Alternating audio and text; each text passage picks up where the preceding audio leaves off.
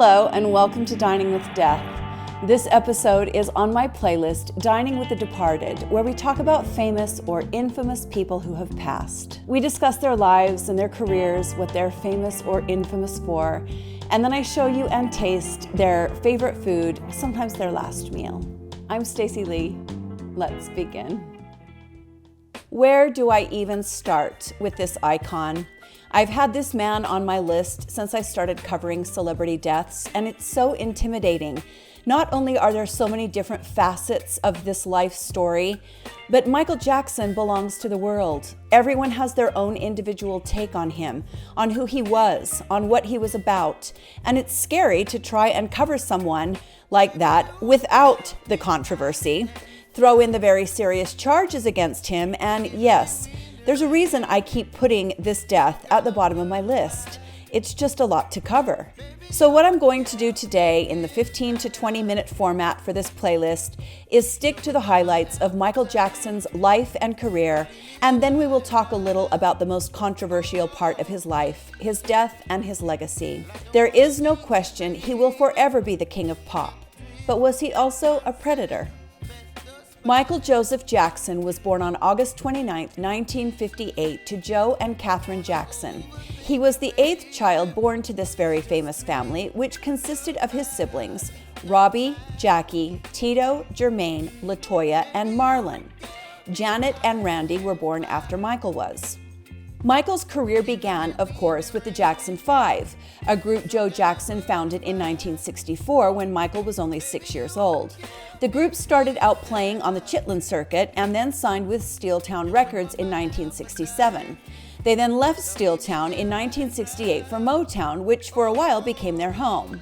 There they released some of their biggest hits, I Want You Back, The Love You Save, and I'll Be There. The Jackson 5 then left Motown for Epic, and Randy joined the band about that same time.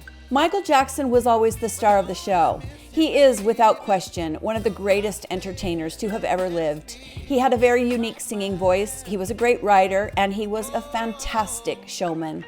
He could dance and move like no one else, and the crowds couldn't get enough of him. Michael went solo in 1971, but there were a few years between the beginning of his solo career and his massive success. He moved to New York in 1977 to star as the Scarecrow in The Wiz with Diana Ross. The film was a success, but it wasn't until 1979 when Michael Jackson released Off the Wall that he shot into crossover superstardom. Off the Wall, man, what an album. So I am the oldest of four siblings, four girls, and I didn't have any older brothers and sisters to tell me what was cool. I didn't know what was cool, but I had a friend who had older brothers and sisters that were all really popular in school, and they were super cool, and they always told her what was cool. So I was over at her house one day, and we were down in her room. Her room was in the basement, and she pulled out this album. Yes, an actual album with a record inside.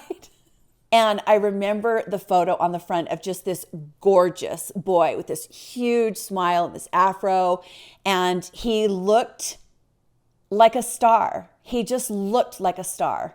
And she put the record on, and I just remember thinking, I had never really heard anything like it before.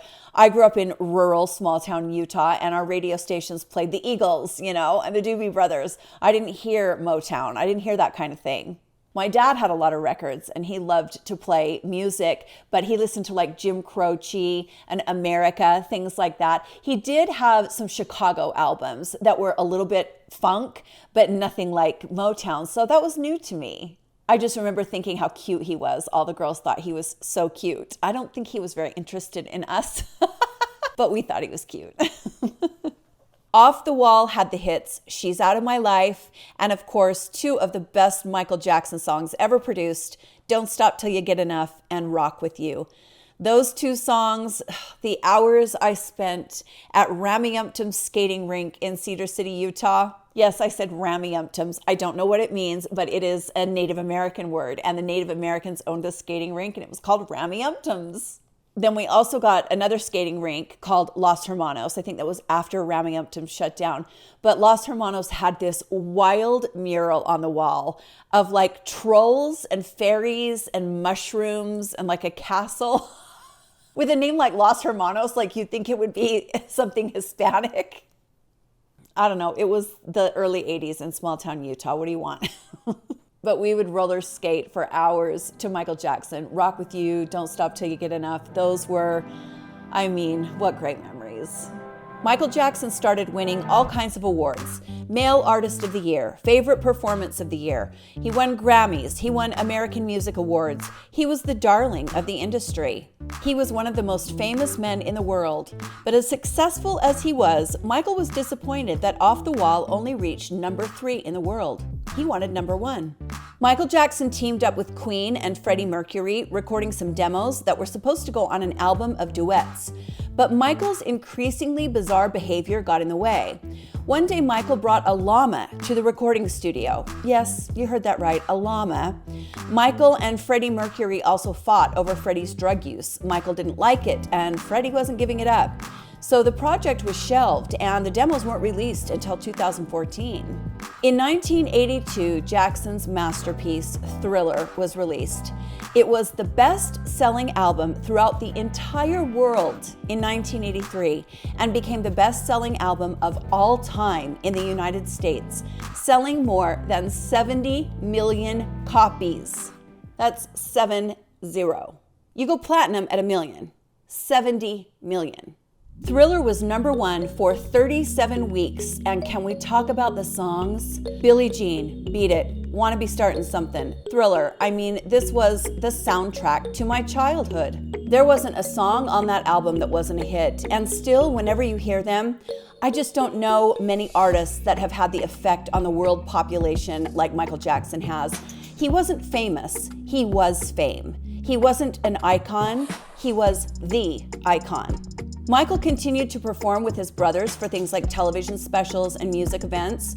Thriller ended up winning 8 Grammys, and Michael also won a Grammy for voicing E.T. the Storybook. By now, the press was calling him the King of Pop. He met with presidents and royalty, and he was just everything about the moment. He received awards from President Reagan for working with alcohol and drug abuse charities, and he received recognition for speaking out against drunk driving. Now, we could spend hours talking about the Pepsi commercial where his hair caught on fire during filming. We could talk for days about how that event changed him forever and led to the beginnings of skin bleaching and extreme plastic surgery. We just don't have the time here to go into all of it. But about this time, we all noticed that Michael Jackson began to change. He was, let's just be honest, he was a weird dude. You never saw him with a girlfriend. He was painfully shy. He was effeminate. He was beautiful to look at, yet no one ever really questioned his sexuality. That was something we just didn't talk about back then. And another thing we didn't talk about, grown men who were always surrounded by children. Michael Jackson was one of those men. Again, we don't have the time here today, but from Corey Feldman to Macaulay Culkin, Michael Jackson liked to be surrounded by very young boys, young famous boys and boys that weren't famous. This was a different time, a different era, and people just saw it as a friendship between famous people, an older star taking younger stars under his wing. And if you listen to some of those stars, they swear up and down that's all that it was. Others will tell a different story. Michael Jackson then collaborated with another of the world's most famous men, Paul McCartney, and learned that Paul was making $40 million a year by buying the rights to other artists' songs.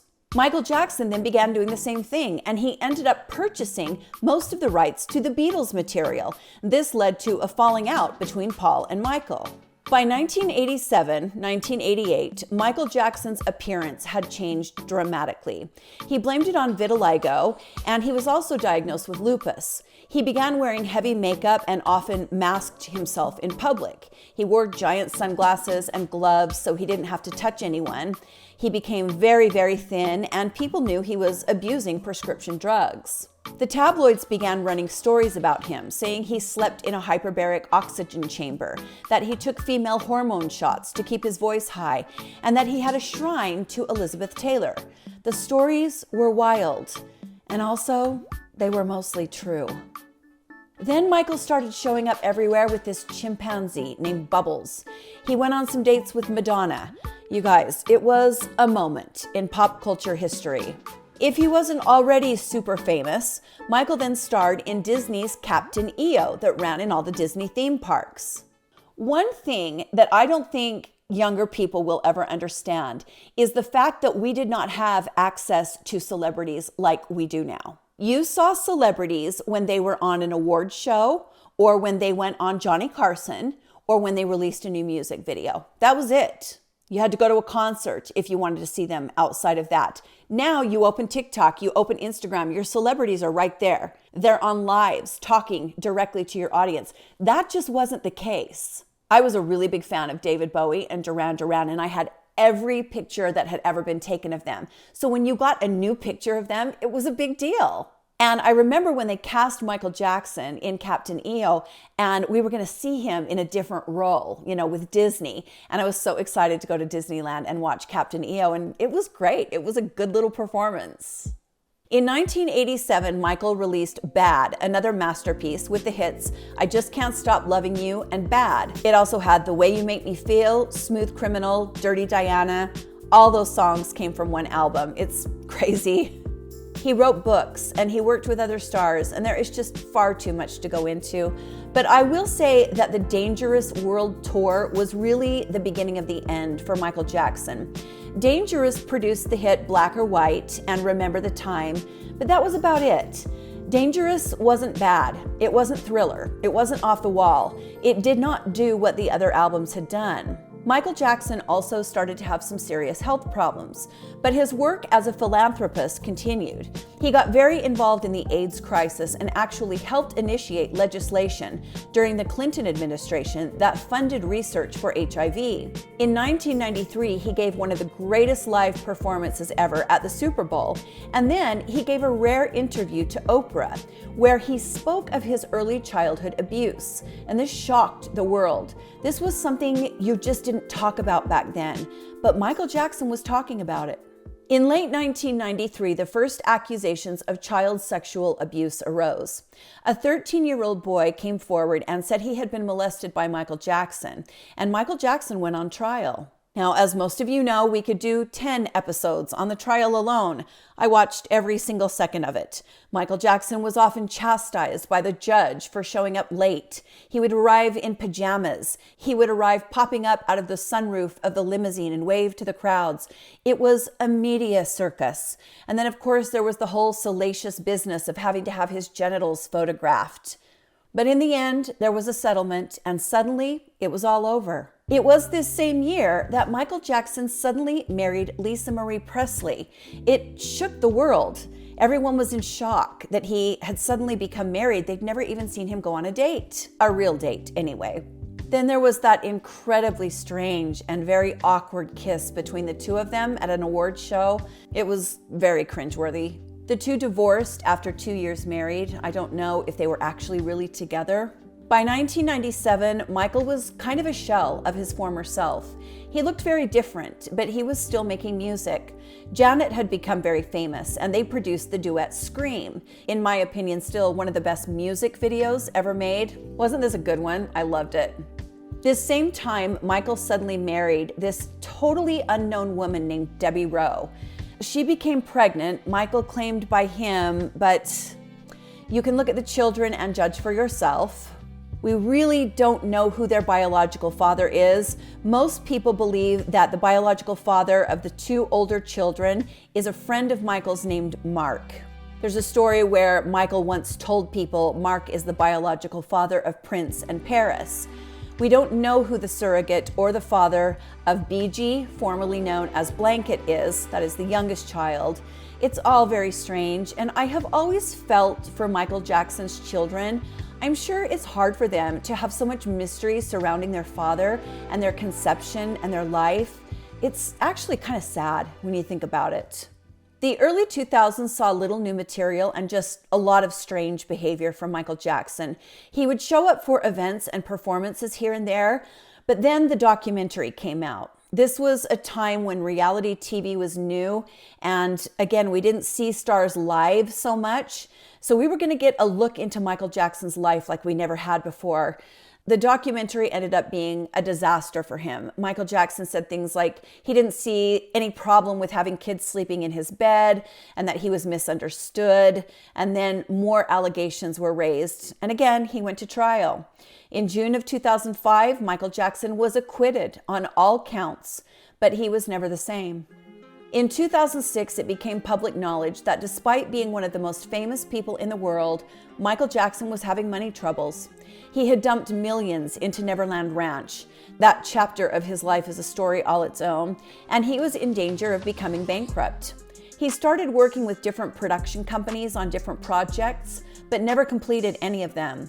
In 2008, his investors threatened to foreclose on Neverland Ranch, and so Michael sold it and pocketed $35 million. That was kind of what saved him. This was the darkest period in Michael Jackson's life, but then he announced that he was going to make a comeback. At the time, he was living mostly out of the country in order to avoid his creditors. So he planned to star in a London residency that would run from July 2009 to March of 2010. Of course, that never happened. On June 25th, 2009, 3 weeks before the first This Is It concert was to begin in London, and with all of the concerts sold out, the news came. Michael Jackson was dead. To say this was a shock, most of you remember, it was stunning. He was young, he was performing, he was planning a future. It was a gut punch. The king of pop was gone. There was a huge memorial at the Staples Center in LA, and then Michael Jackson was buried at Forest Lawn Memorial. As all of this was happening, Michael's death was suddenly labeled a homicide, which was another shock. The LA coroner ruled that Michael had died because of his doctor, Conrad Murray.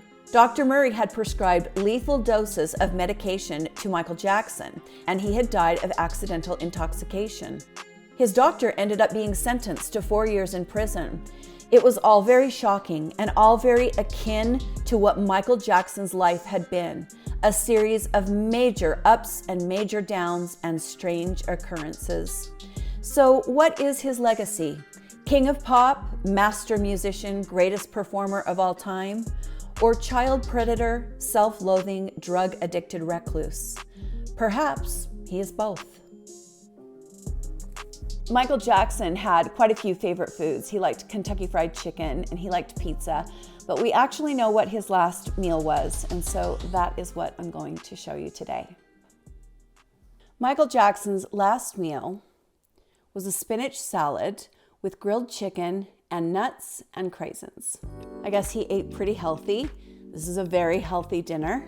I love a good spinach salad. We had a fabulous one at my restaurant. I need to get the recipe out there because the dressing is to die for. Let's give it a taste. That was too big a bite. I love a good salad. I don't think I would want this to be my last meal, but I'm sure he wasn't planning on dying that night. This is really one of those stories where the person's legacy lies in the eye of the beholder. I don't know if we'll ever really know the truth. Thank you for joining me today on Dining with Death, Dining with the Departed. Hit the like button if you liked the video, subscribe to my channel if you want to see more from me, and you can also join my Patreon, and there will be some bonus content there. Stay safe, my friends, and be kind to each other, and I'll see you next time on Dining with Death. Bye.